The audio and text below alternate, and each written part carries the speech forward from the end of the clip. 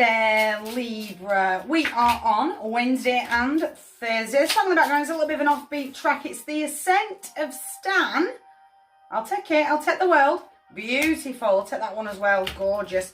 The Ascent of Stan by Ben Folds 5 in the background. Libra. Wednesday and Thursday. Are you ready? So much energy. I feel like...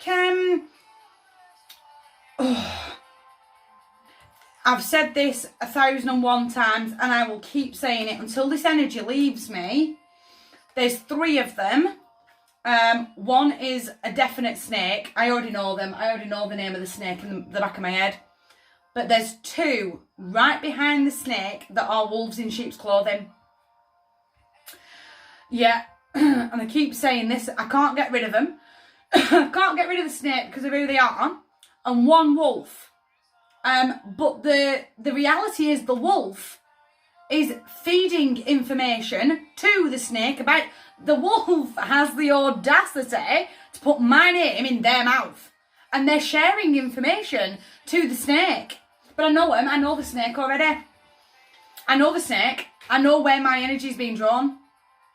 And I need to be very careful of who has access to my energy over the next 48 hours to make sure that I'm protecting my own energy, to make sure that what I am saying is my truth, but I'm being a little cagey about just how much information I'm going to give away, because this wolf is feeding it back and it's going to cause a whole heap of drama down the road. Definitely down the road. But I know that there's a connection there between the 2 of them, but I can't get rid of I can't get rid of either of them, really. I feel like the snake is practically cut out of my life. Like I've really laid a boundary down, and the wolf is really going to make itself known. Does that make sense? And I'm really going to then be able to see the wood for the trees and go, aha, it's you that's feeding back. But again, I really can't help but shake off. I can't get rid of them because of who they are. Almost part of the furniture. They've been in my life for that long. They know that much about me. Almost that little bit of fear. They know too much about me. And I can't let either of them go. Does that make sense? I can't describe that fear. I suddenly feel really afraid. Of what they know and how they can use that, you know, like putting the ammunition against me. Does that make sense? I'm going to go find my healer, the bestie of the besties. Again, almost that kind of, I need emotionally balancing. I feel so wishy-washy and I can't shake off that fear.